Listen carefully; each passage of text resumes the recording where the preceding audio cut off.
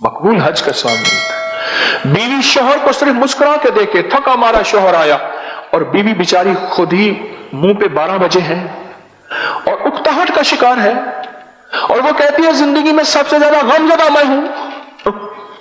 फिर शोहर भी कहते हैं ठीक है तू भी संजीदा हो जा, मैं भी संजीदा हो जा, कहीं ऐसा ना हो थोड़ा सा बोले और झगड़ा ना हो जाए। अगर वो मुस्कुरा के देखे, हाय हाय हाय हाय, फरमाया जन्नत की एक हूर है उस बीवी को जो अपने गमों को भूल के सिर्फ मुस्कुराए और मुस्कुरा के देखे कि ये शोहर बाहर का मारा, गमों का मारा, दुखों का मारा, पता नहीं नजरों को बचाता हटाता, जैसे भी मेरे पास आया मुस्कुरा के सिर्फ देखे, मुस्कुरा के बोले। और कितने बदकिस्मत शोहर हैं जो मुस्कुराहट को आज तक तरस गए हैं, मुस्कुराहट के देखे। पर मैं जन्नत की एक हूर है, फौरन अल्लाह से कहती है या अल्लाह ये औरत मुझे दे दे और मैं इसकी गुलाम बन जाऊं। हाय हाय, जन्नत की एक हूर है जो कहती है या अल्लाह ये औरत मुझे दे दे, ये बंदी मुझे दे दे, ये बंदी मुझे दे दे, मैं इसकी गुलाम बन जाऊं। और अल्लाह भी कहता है मैंने वादा किया ये बंदी मैंने तुझे दे दी। तो जिसकी जन्नत की हूर गुलाम बन गई तो इसका मतलब है उसका जन्नत का दाखिला लाजिम हो गया। जो अपने गम भूल के, अपनी शिकायतें भूल के सिर्फ मुस्कुराहट को अपने मुंह पे सजाएगी, मुस्कुराहट को अपने मुंह पे सजाएगी। छोटे छोटे अमल निस्बतों के साथ होते हैं। हां, मेरे मुखलिस थे मलिक साहब, चद्दड़ते कौम के मलिक कहलवाते थे। कहते हैं कि हमने दरिया आया, बखर में रहते थे, दरिया ने रुख बदला, हमने दरियाओं ने लोगों ने अपनी कब्रों को निकालना शुरू किया। दरिया काट रहा था, जालों में पत्थर डाल डाल के ट्रकों के ट्रक फेंके, पानी को कौन रोके। कहा कि मैंने वो कब्रें जो हामला खवातीन इस दुनिया से रुखसत हुई थी, डिलीवरी के दौरान, ज़चकी के दौरान मर गई थी, मेरे कमली वाले ने फरमा दिया वो जन्नती हैं और उनको मिट्टी कब्र की नहीं खाएगी। कहा कि मैंने बेशुमार कब्रें मुंतकिल की, जो औरत दौरान हमल मर गई थी मैंने उसकी कब्र में मैयत के बुलिया असी मरना ना ही गोर पिया कोई होर। ये वादे हैं, अल्लाह ने घर बैठे औरत को ये वादे दिए हैं, निस्बतें हैं। फौरन एक जन्नत की हूर लपकती है, लपकती है। घर बैठे बच्चे ऐसा तंग करते, दिमाग खराब कर देते हैं बच्चे ही सबसे पहले। फिर घरदार खवातीन की अपनी तन्हाइयां होती हैं, जो बाहर फिरने वाली है वो तो अपना गम गलत कर बैठती है, उनकी अपनी तन्हाइयां होती हैं। सारी शिकायतें भूल के मुस्कुराहट दे, मुस्कुराहट दे कि गमों का मारा। हाय हाय, हज़रत उमर रज़ियल्लाहु ताला फरमाते हैं कि मेरी बीवी जब मुझे देखती है मुझे पाक कर देती है, मुझे पाक कर देती है। क्यों? कि मैं बीवी के जरिए ही तकवा पा सकता हूं। बड़ी गहरी बात है, बड़ी गहरी बात है। बीवी के जरिए ही तकवा पा सकता हूं, बीवी के बगैर तकवा नहीं पा सकता। एक शख्स ने आके शिकायत की अमीरुल मोमिनीन की खिदमत में, अमीरुल मोमिनीन मेरी बीवी मुझे मुस्कुरा के नहीं देखती, कभी मुस्कुराहट नहीं दी। फरमाया अगर मुझे हुक्म होता मैं दूर से उसकी खबर लेता कि वो अपने शोहर को गुनाहों की तरफ, और फरमाया क़यामत के दिन ये पकड़ी हुई होगी और पूछा जाएगा कि बता इस पे जुर्म तेरा था इसका नहीं था। बड़ी बारीक बातें हैं, बड़ी बारीक बातें हैं। बाज़ औक़ात तकवा, तिलावत, तस्बीह और कुरान और जिक्र को माइयां चिपक जाती हैं और जिंदगी के इस लम्हे को छोड़ देती हैं और नहीं समझती कि जिंदगी का यही लम्हा है कि ये सारी नफली बातें हैं। और बहुत फर्ज इबादत एक और है कि अपने शोहर को पाक और मुत्तकी रखना और अपने घर को, अपनी जिंदगी को पुरसुकून रखना भूल जाती हैं। मैं कई दूसरे तीसरे मेरे पास ये झगड़ा आता है, खतों के जरिए भी आता है और बिल मुशाफे तो दूसरे तीसरे रोज आता है। मेरे पास एक बंदा आके लड़ पड़ा, गुस्से में आया, मैंने खुद हाथ मिलाया, उसने ऐसे हाथ दिया ऐसी टेढ़ा करके, मैं क्या बंदा बदले आया है। बैठ गया, बीवी बात कर रही है, हजरत ये बताया। मैंने जी आप कुछ कहना चाहेंगे? बस इनकी बात सुने, आप इनकी बात सुने, ये मुझे लाई है। मैंने कहा भाई उसको जबरदस्ती आप क्यों लाई हैं? इनके अपने शोहर को जबरदस्ती क्यों लाई हैं? کہنے لگے بس حضرت یہ بھی آپ سے نا فیض پائے، یہ آپ کے خلاف ہے۔ اچھا، میں نے کہا آپ کی شکایت؟ اس نے کہا جی میں نے آپ کو بیوی جو دی تھی یہ ملنگڑی بنانے کے لیے دی تھی۔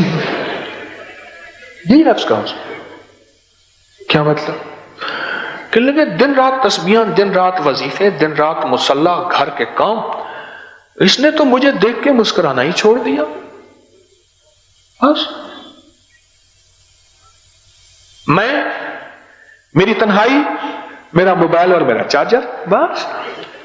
میں، میری تنہائی، میرا موبائل، چارجر بہت ضروری ہے، میرا چارجر، بس۔ اور کہنے لگے عورت چوتھی جگہ، چودھری حشمت علی صاحب تھے ہمارے بزرگ، اور آئی تھے بڑے پرانے، خواب بڑی عجیب باتیں کہتے تھے۔ ایک تو مجھے بارے میں کہنے لگے تجھے اللہ نے 10 سال پہلے جو بعد میں شہرت ملنی تھی تجھے 10 سال بعد پہلے دے دی ہے، تجھے اللہ نے خصوصی عنایت، عجیب باتیں کہتے تھے۔ ایک دفعہ فرمانے لگے عورت چوتھی جگہ جا کے اپنے شوہر کو مانتی ہے، پہلے کہتی تو کون ہے؟ میرا ابا اماں جی وے، سدا جی میں، ابا اماں بوڑھے ہو گئے، مر کھپ گئے، یا خود محتاج ہو گئے، پھر کہنے لگے تو کون ہے؟ میرے بہن بھائی جی ہیں، بہن بھائی اپنی میں پڑ گئے، پھر ادھر یونین جوان ہو گئی اولاد، کہاں عورت کی یونین ہوتی ہے، اولاد اس کی یونین ہوتی ہے، کہا تو کون ہے؟ میرے ببر شیر گبرو جی میں، انشاءاللہ سدا جی میرے ببر شیر ہیں۔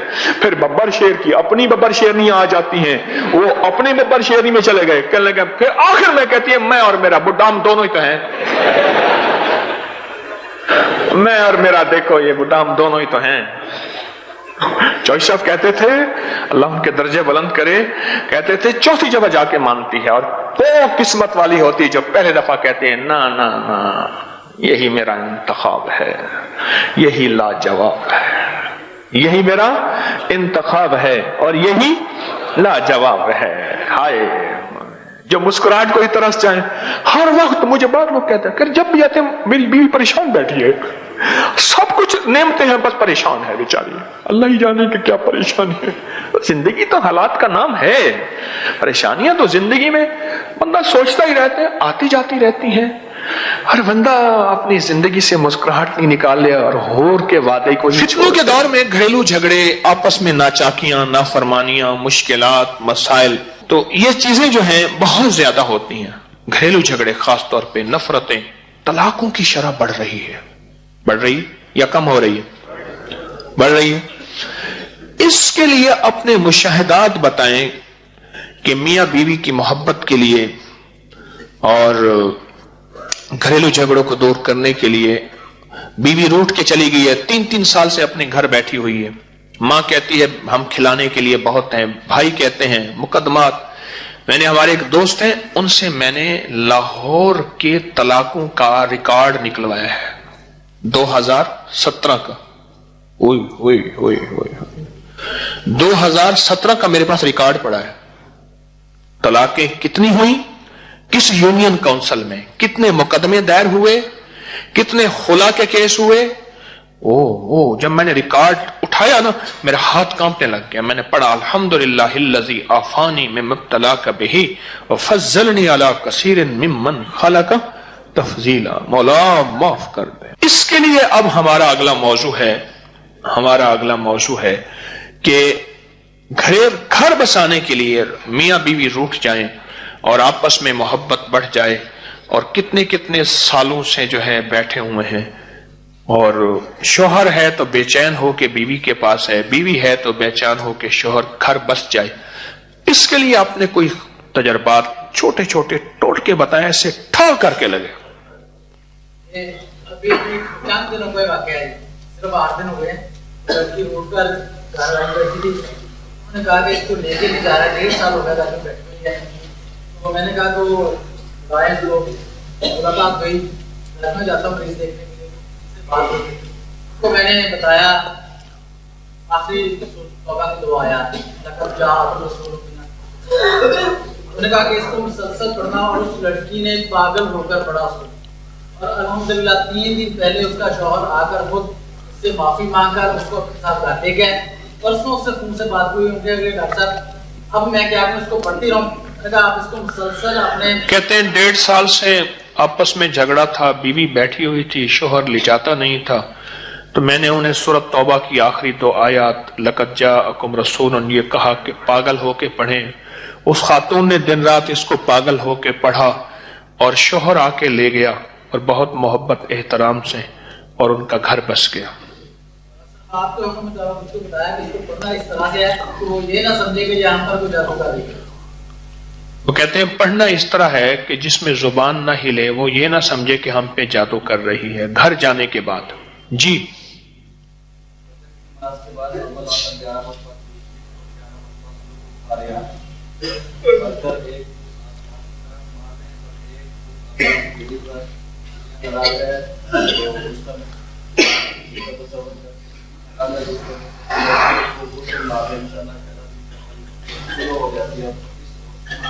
کہتے ہیں کہ فجر کی نماز کے بعد 11 بار سورۃ القاریہ, القاریہ تو ملقاریہ وما ادراک ملقاریہ, 11 دفعہ اول آخر درود شریف پڑھ کے ایک پھونک مار دیں آسمان کی طرف, دوسری دائیں ہاتھ کی ہتھیلی پہ.